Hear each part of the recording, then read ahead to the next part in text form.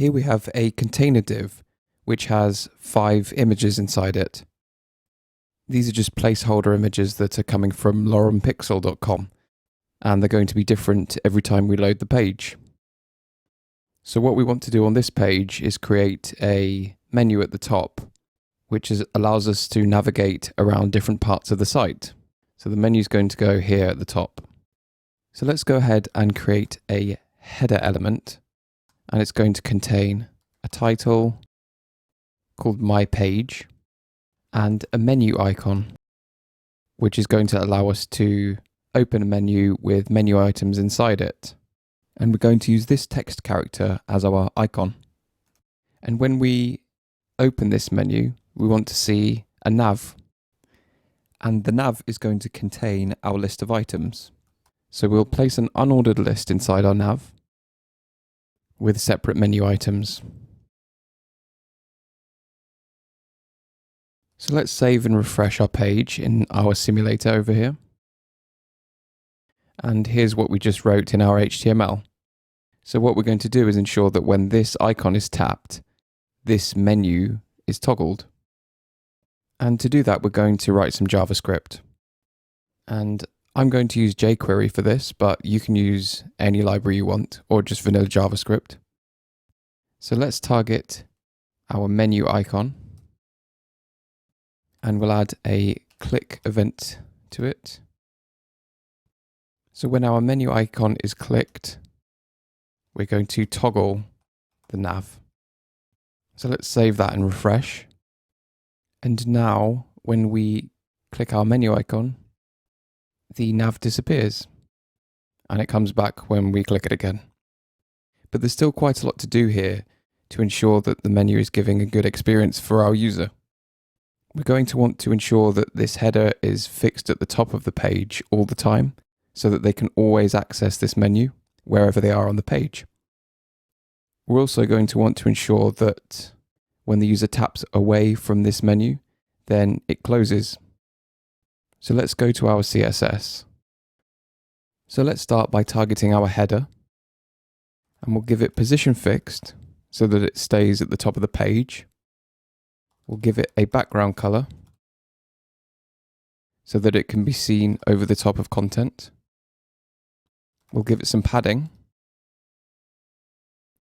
And we're going to want to position our title on the left and our icon on the right.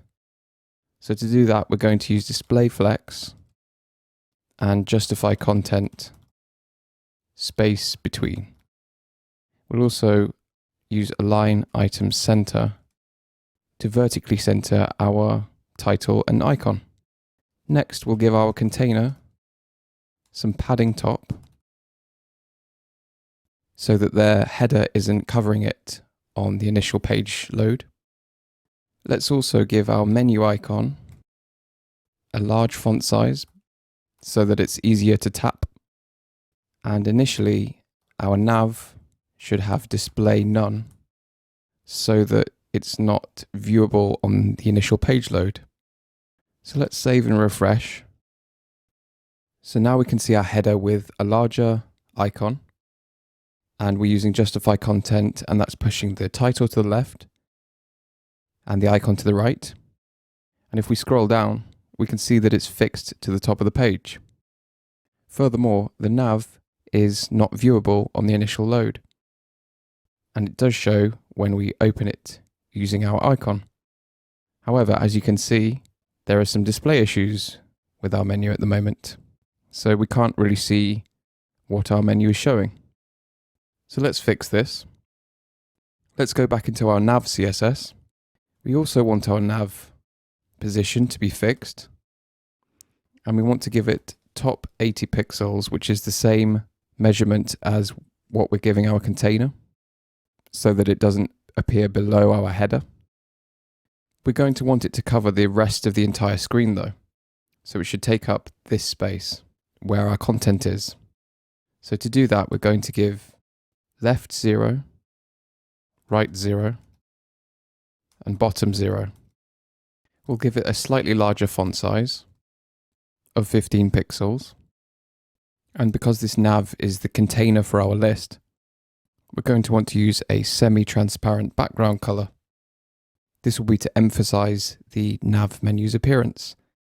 So we're going to say background color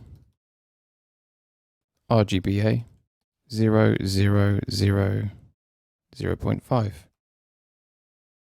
To the list itself, let's apply a background color so that we can tell the difference between the container and the list. Finally, to the list items, we'll give it some padding just to space everything out. So let's save and refresh again.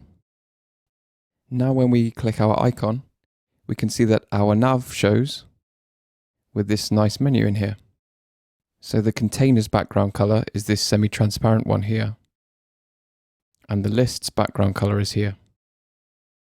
And as we'll see, when we scroll down the page and we open our nav, it doesn't go underneath the header. Currently, the user can only close the menu when they tap this icon, but it would be nicer if they could close it by tapping this area here, because if they're tapping there, they probably want to get back to the content of the page. So let's head back over to our JavaScript, and we're going to do a similar thing to when we used a toggle on our nav when tapping the menu icon. This time we're going to target our nav, and we're going to attach a click event, and we can say when the nav is tapped, then toggle it. But there's a problem with this because this means that whenever the user taps anywhere in this nav, it's going to toggle the nav. But if they're tapping a link, it shouldn't just close the nav. So we're going to target the nav's children, i.e. this unordered list here. And when that area is clicked, we're just going to return false. Let's save and refresh and see how that affects our app. So now when we open our menu, we can see that this area can be reserved for tapping on each individual item. And this portion will close our nav.